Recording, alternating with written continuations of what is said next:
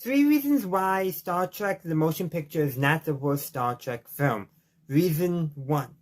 It is the film that brought Star Trek to the big screen. That cannot be understated enough. It made Star Trek popular and beyond just a small television show. Reason number 2. The refit of the Enterprise. Don't get me wrong, the original Enterprise is amazing, but there's something about the sleekness of the refit that you just don't get from the original series. And reason number 3, well, I hate to say it, but it's because it's not an action film, especially a stereotypical action Star Trek or just simply action sci-fi film. That helps makes it unique. It helps it stand out. And that is 3 reasons why the motion picture is not the worst Star Trek film. 3 reasons why Star Trek II: The Wrath of Khan is not the worst Star Trek film. Reason number 1. Need I say more? Khan! I didn't do it quite like William Shatner, but I mean, enough said. Reason number 2 is, well, the combat. Especially how it takes inspiration from naval, but specifically submarine combat. That is just so good. The tension that builds is just done so well.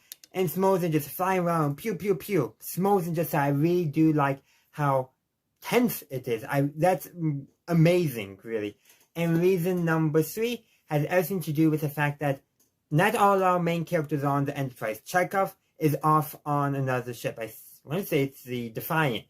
But regardless, they were willing to break the characters up, even though the plot of the movie brought them all together. But at least they started them out in different places, showing them no.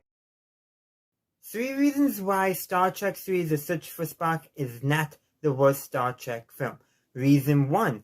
The stealing of the Enterprise is just a unique sequence, and unique in so many different and fascinating ways. Just, come on, stealing a whole starship?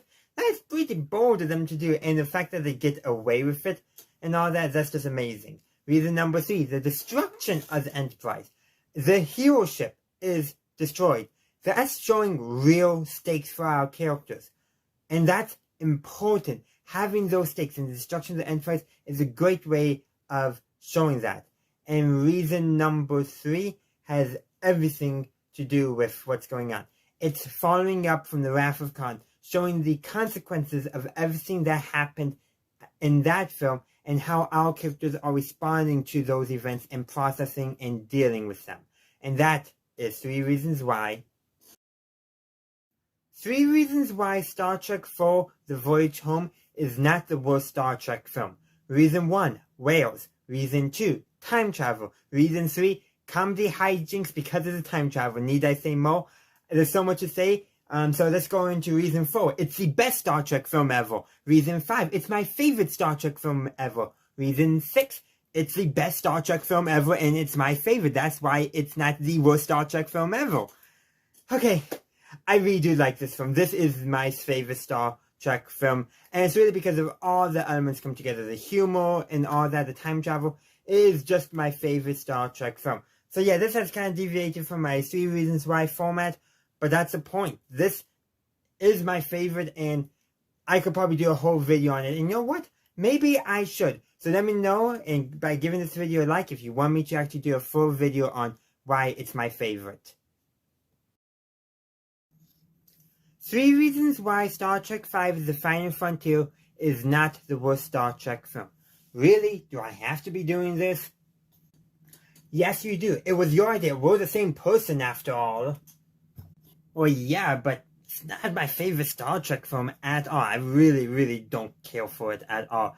And it's hard for me to say any good things about it at all. Well, there has to be something. Well, I do have to say the introduction of Cyborg has proven to be very fruitful later down in the production timeline, because Star Trek Strange New Worlds does seem to be considering exploring his and Spock's relationship more. So that is, I guess, a good thing. And okay, I will make Kirk's line about why does God need a starship is a very good line, because yeah, let's be real. Why would an all-powerful being need a starship? Probably a good indicator it's not an all-powerful being. 3 reasons why Star Trek VI: The Undiscovered Country is not the worst Star Trek film.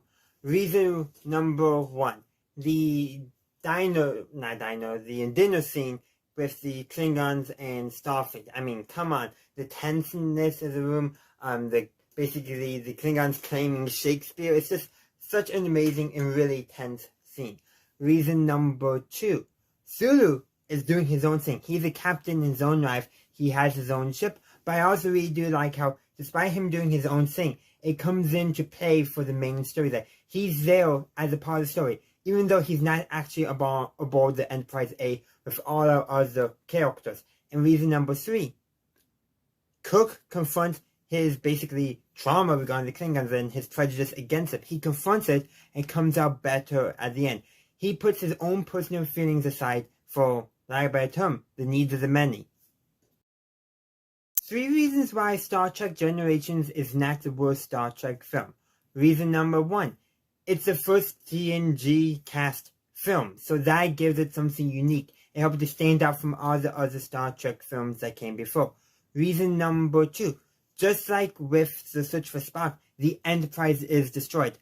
Unfortunately, it's not as early in the film, but still shows the stakes of what occurred in the film, that this really does mean something. This is an impactful event because the hero ship got destroyed. And reason number 3, Kirk and Picard get their only on-screen face-to-face meeting. And of course they team up to defeat the enemy, the bad guy, the villain of the film, which is just amazing. But yeah, the on-screen appearance of them at the same time is something many Trekkies and Trekkers have wanted, and it finally occurred in this film. 3 reasons why Star Trek First Contact is not the worst Star Trek film. Reason 1, Picard confronts his trauma regarding being assimilated all the way back in Star Trek Next Generation, Best of Both Worlds 2 Part 2. He finally confronts it and at least comes to a better understanding with it. Reason number 2, time travel. It's fun, it's wacky, but it does, and that's why I like it in Star Trek, because it's just fun and wacky normally when they do it. Even when they do it more seriously, like they did in First Contact, there's still humor brought about because of the simple experience of traveling through time. And reason number 3, well, it has to do with this. Basically, the fact that Data describes what to a human would be an imperceptible amount of time as an eternity to an android. That there is just such a unique, well, scene when you think about it, that idea. 3 reasons why Star Trek Insurrection is not the worst Star Trek film. Reason number 1, it's not Star Trek 5. That is a huge overstatement. It is not Star Trek 5. Reason number 2, the evil Admiral is defeated not by our heroes, not by the main crew of the Enterprise, but instead he is defeated by the villain of the film. You don't always get that with evil admirals, and I really do like how that's how this evil admiral was defeated.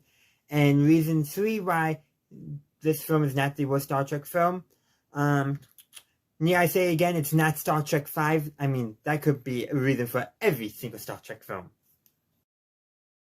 3 reasons why Star Trek Nemesis is not the worst Star Trek film. Reason number 1, it's not Star Trek Insurrection. Reason number 2, it's not Star Trek 5. Reason number 3, finally, we're starting to see characters moving off. And literally, it took forever, but really, couldn't you have done it close to the beginning of the film? Like, kind of like, rather than at the end of the film? I'm just like, actually have the characters move off and have that be a driving force in the story and not have the plot come in before they move off. No, wait till the characters actually move off. That's really not a good reason for why it's not the worst. Well, you always can fall back to reasons 2 and 3. I mean 1 and 2. 3 reasons why Star Trek 2009 is not the worst Star Trek film. Reason number 1, it's a new take on Star Trek. And I mean a complete new take. Sure, some of the characters may be the same, but it is a new take on Star Trek, and that makes it really unique. Reason number 2, there are some pretty serious consequences of this episode that the later films have to deal with, and even in the film they do deal with, like the destruction of Vulcan. That's a huge impactful event, and they show how it affects Spock for one, but also how every other character is really affected, but not quite to the degree I wanted, but at least they do address that. And reason number 3, it is still tied to the main continuity of Star Trek through time travel shenanigans, wormhole, and all that. But you know what? Star Trek wouldn't be Star Trek without some of what Doctor Who would call timey-wimey stuff going on. 3 reasons why Star Trek Into Darkness is not the worst Star Trek film. Reason 1, it continues to be a new take on Star Trek. It feels different than 09, and it feels different than all came before. It basically is a new take on Star Trek that helps keep the franchise fresh. Now, do you agree or not with the direction? I don't know, but it's definitely a new take, and I do like that. I appreciate it for being different. Reason number 2, it flips its head on the script of Wrath of Khan. Well, not entirely, but especially in terms of who sacrifices itself. Spock sacrifices himself in Wrath of Khan for the needs of the many. Kirk sacrifices himself in this film for much the same reason. Though I do like how Search for Spock did with Spock coming back better than this film did with Kirk. But you know what? Reason number 3, Khan is always a good thing to get, especially with him as a plotting villain. Though he's still not quite like the original, I have to say. But you know what? Getting Spock angry? Don't see that. 3 reasons why Star Trek Beyond is not the worst Star Trek film. You can't do this video. And why not? Well, it's because you haven't seen it yet, and neither have I. We're the same person, remember? Yeah, that's right, I haven't seen it, but I still can talk about 3 reasons why it's not a bad film. Well, what are they then? If you've never seen the film, how can you give good, honest feedback on it? Well, for one, I have watched reviews of it, so I can give some thoughts on it. Like, I do like how the villain is not really a villain, rather somebody who's a victim of tragic circumstances and all that. I mean, that is a very unique thing that I'm glad they explored. I don't know how well they explored it, but I'm liking that's something that they did do.